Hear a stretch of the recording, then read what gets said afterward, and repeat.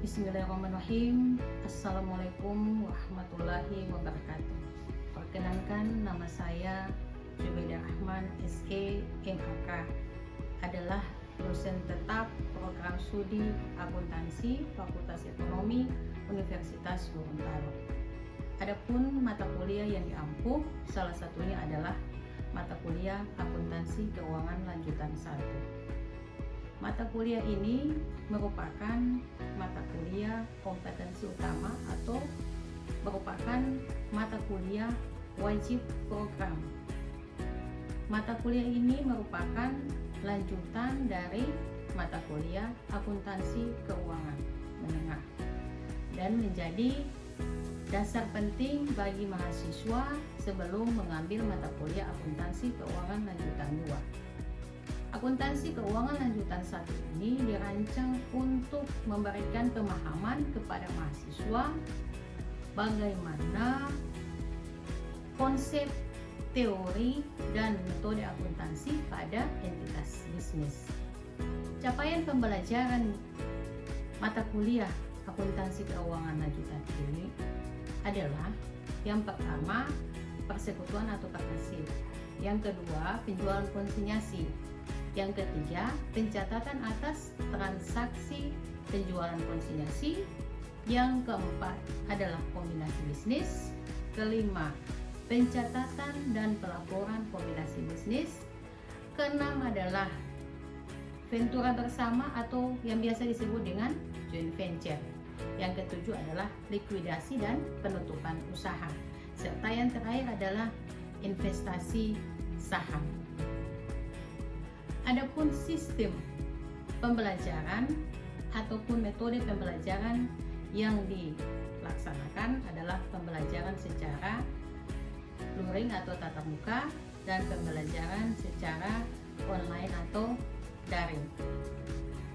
Mata kuliah akuntansi keuangan lanjutan ini mempunyai bobot 3 SKS dan terdapat 16 kali pertemuan, yakni 14 kali pertemuan berupa ceramah interaktif dan 2 kali pertemuan adalah pelaksanaan ujian, yakni ujian tengah semester dan ujian akhir semester.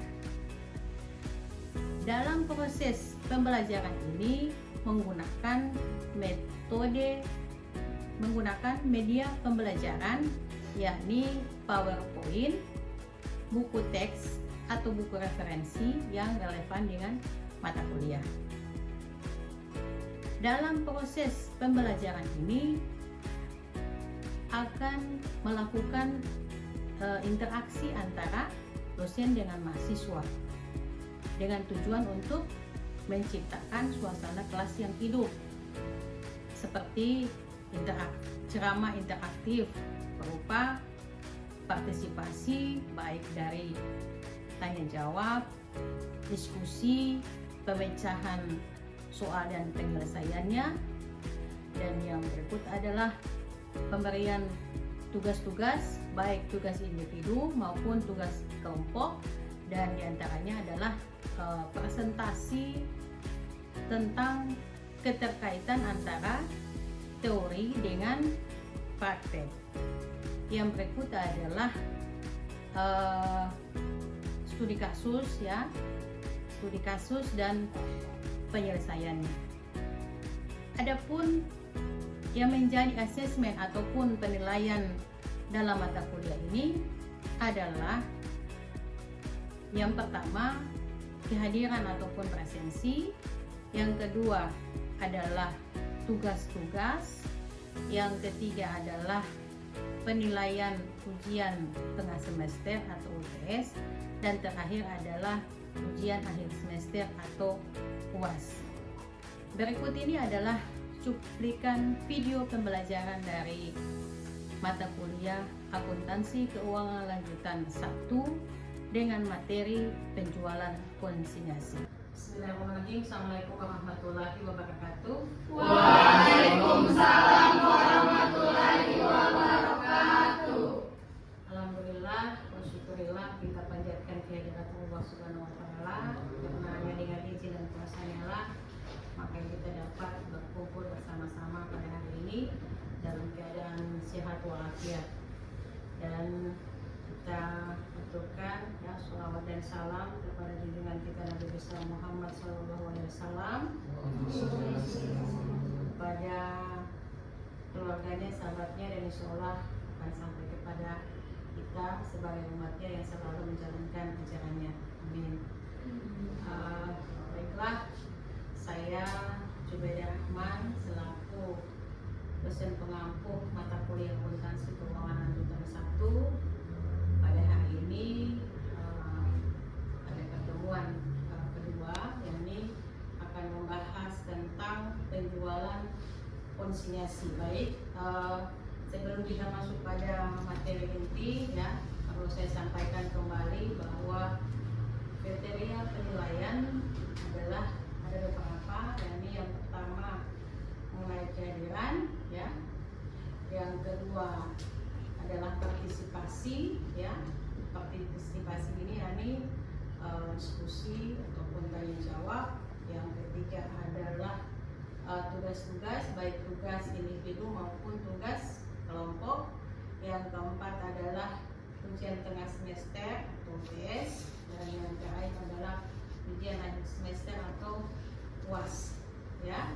Nah, baik, nanti adik-adik tolong diperhatikan ya mengenai kriteria penilaian yang saya sampaikan. Selain itu juga ada komponen-komponen, ya, komponen tambahan baik kuis maupun presentasi, ya, ataupun pemaparan dari masing-masing tugas yang diberikan ataupun proyek maupun praktikum, ya. Itu adalah komponen-komponen tambahannya. Baik, pada pertemuan sebelumnya kita sudah membahas, ya, tentang persekutuan ataupun partnership. Ada yang bisa menjelaskan secara singkat apa itu persekutuan ataupun partnership? Silakan. Saya Ibu, saya akan menjelaskan secara singkat tentang persekutuan. Yang saya ketahui tentang persekutuan adalah bentuk kerjasama usaha antara kedua belah pihak atau yang sepakat untuk menjalankan usaha dalam pembagian kerugian dan keuntungan secara perjanjian tersebut. Terima kasih. Ya, baik. Itu penjelasan singkat, ya, tentang apa itu persekutuan. Ya, jadi saya pikir bahwa yang lainnya itu sudah paham, ya, apa itu persekutuan. Jadi kita masuk pada materi inti, yakni mengenai penjualan konsinyasi. Adapun sub-sub materi ataupun sub pasal yang akan kita bahas dalam penjualan konsinyasi adalah konsep dasar penjualan konsinyasi. Dalam hal ini ada pengertian penjualan konsinyasi itu sendiri, perbedaan penjualan konsinyasi dengan penjualan biasa, ada pihak-pihak terlibat. Yang pertama, untuk konsep dasar penjualan konsinyasi mengenai pengertian, yakni penjualan konsinyasi adalah perjanjian di mana pemilik barang atau pengamanat atau konsinyor atau si penitip barang, ya, dalam hal ini menitipkan barang kepada pihak lain. Pihak lain itu siapa? Yakni adalah komisioner atau konsinyor maupun si penerima barang untuk dijualkan dengan hak milik atas barang tetap berada pada pengamanat atau konsinyor sampai barang tersebut terjual. Yang berikut adalah pihak-pihak terlibat, ya. Tadi sudah jelas, ya, dalam pengertian pihak-pihak terlibat, yakni ada pengamanat atau konsinyor atau si pemilik barang. Yang kedua adalah komisioner atau konsinyi maupun si penerima barang. Oke. Yang kedua adalah apa tujuan, ya, dari penjualan konsinyasi. Adapun tujuan dari penjualan konsinyasi adalah untuk memperluas jangkauan pasar, ya, memperluas jangkauan pasar, ya, mengurangi beban pemasaran dan juga meningkatkan penjualan. Yang berikut adalah bagaimana metode pencatatannya, ya dari penjualan konsinyasi. Dalam metode pencatatan itu ada dua. Yang pertama, metode pencatatan secara terpisah. Yang kedua adalah metode pencatatan secara tidak terpisah. Terus yang perlakuan akuntansi. Bagaimana perlakuan akuntansinya dari kedua metode ini, baik metode terpisah maupun tidak terpisah.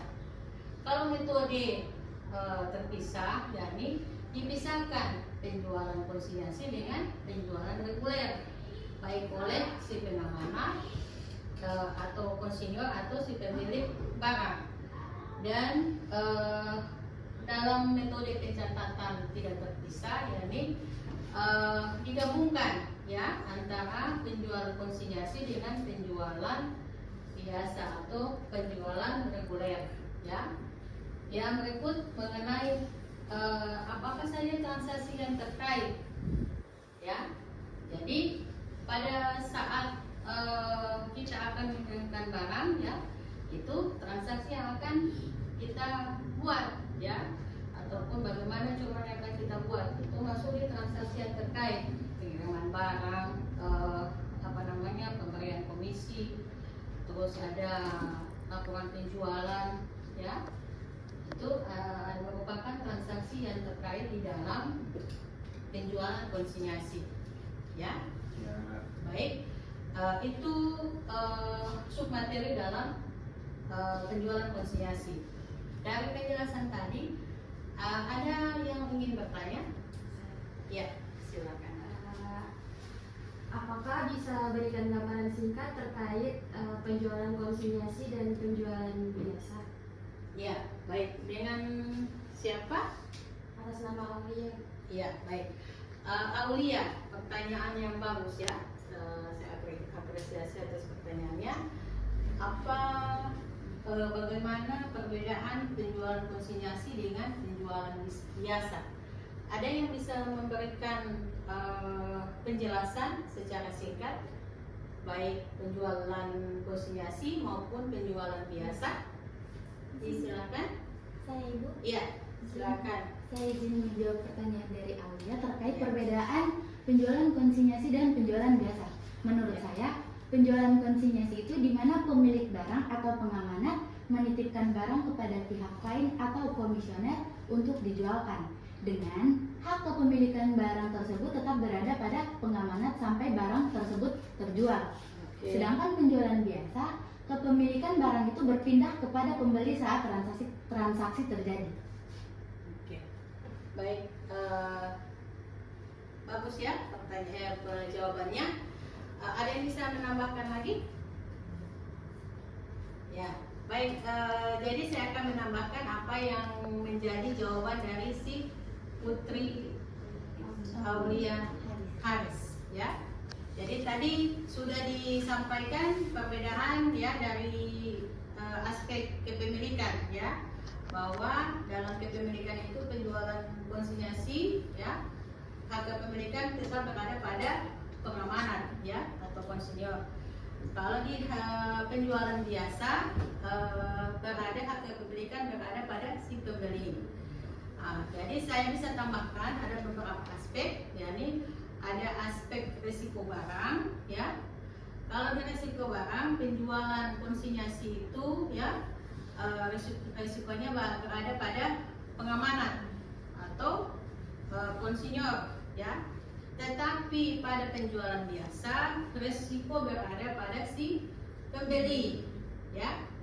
Kalau untuk yang aspek ketiga, komisi. Kalau di komisi itu bagaimana? Penjualan konsinyasinya seperti apa? Ada komisi atau tidak? Ada. Ada. Baik. Kalau di penjualan biasa ada komisi atau tidak? Tidak. Tidak ada. Baik. Yang berikut mengenai jurnal penjualan. Jurnal penjualan pencatatannya seperti apa? Kalau di penjualan konsinyasi dicatat bagaimana? Atau pencatatannya seperti apa? Jurnal penjualannya, ya. Jadi bisa dibedakan. Jadi di penjualan konsinyasi dicatat saat laporan ya dari konsinyasi ataupun dari si penerima barang. penjualan biasa? Dicatat saat Dicatat? faktur. Iya, bagus. Jadi penjualan biasa dicatat saat faktur. Ya, baik. Bagus ya, ada jawaban dari singkat dari teman kalian.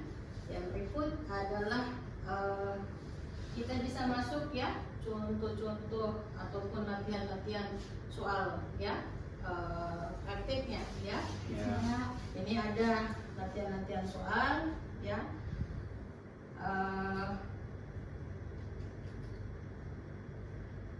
Bisa dibaca untuk soal nomor 6 ya.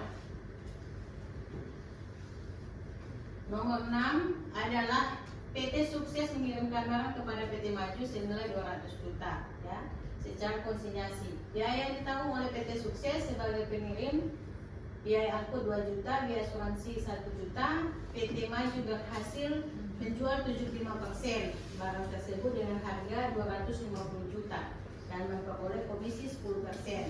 Biaya yang dikeluarkan oleh PT Maju, biaya gudang 1 juta. Biaya gudang ini tidak dapat diklaim ya. Ya. Yang bisa diklaim ini adalah biaya promosi. Jadi PT Maju ini bisa mengklaim biaya promosi itu kepada PT Sukses, dalam hal ini sebagai pengamanat ataupun konsinyur. Diminta hitunglah berapa pendapatan bersih yang diterima oleh PT Sukses selaku pengamanat ataupun konsinyur. Ya, baik. Dan pertanyaan tadi ada yang bisa menjawab? Ya, Silakan. Ya. Benar dengan salah ya, silakan. Nanti kalau ada yang salah nanti diarahkan kembali. Baik, silakan. Siapa? Saya Jikian, Ibu. Oke, silakan.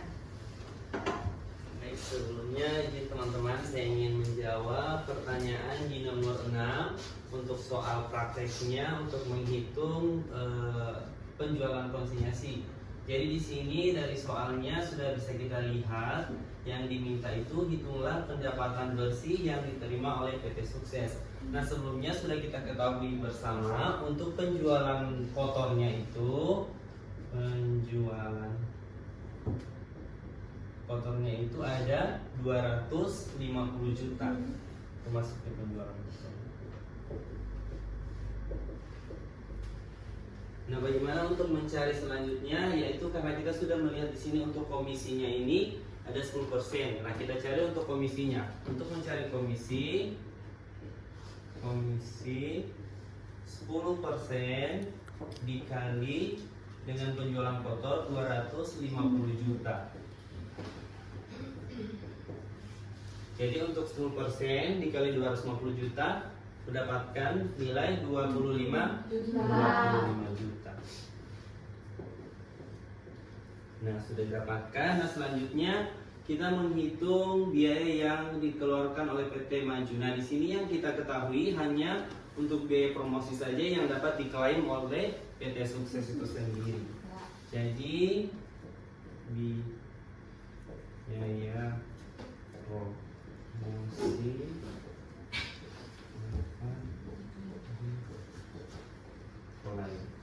nah, untuk nominalnya ada 1.500.000.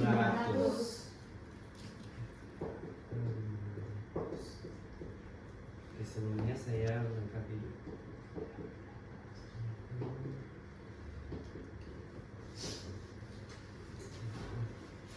Oke, untuk selanjutnya karena kita sudah mendapatkan penjualan kotornya 250 juta, komisinya 10% dikali 250 juta hasilnya 25 juta. Untuk biaya promosinya yang dapat diklaim 1.500.000.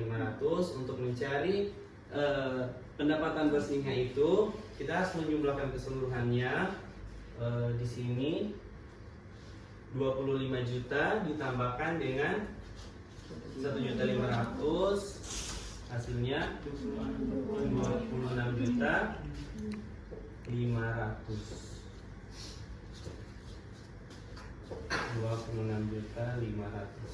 Nah, untuk dijumlahkannya sudah mendapatkan hasil 26.500.000.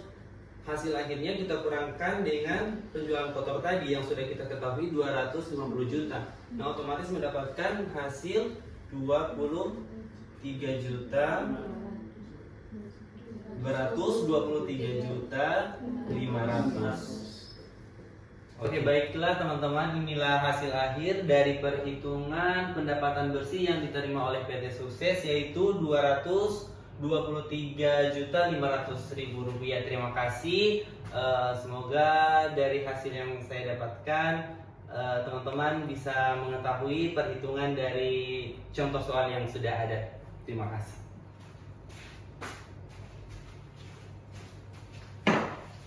Baiklah, itu penjelasan ya ataupun jawaban dari Zikian ya mengenai pendapatan bersih yang diterima oleh PT Sukses, yakni Rp223.500. Jadi kalau untuk selanjutnya jika ada pertanyaan-pertanyaan seperti ini dan penyelesaiannya, nanti tinggal Ibu ada koreksi sedikit. Jadi kalau untuk penyusunannya nanti penjualan kotor nanti letakkan di sini ya. Letakkan di sini nanti 250 juta, nanti yang 26.500.000 ya, itu yang akan dikurangi sehingga didapat 223.500 ya. Ya. Baik. Ada pertanyaan lagi? Cukup. Cukup ya. Baik, untuk selanjutnya insya Allah kita akan bertemu lagi pada pertemuan selanjutnya. Insya Allah kita selalu diberikan kesehatan, keberkahan, keselamatan, dan selalu dalam lindungan Allah Subhanahu wa Ta'ala.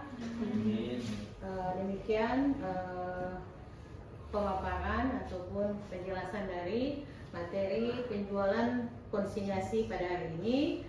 Terima kasih atas perhatian. Billahi taufiq wal hidayah. Wassalamualaikum warahmatullahi wabarakatuh. Waalaikumsalam warahmatullahi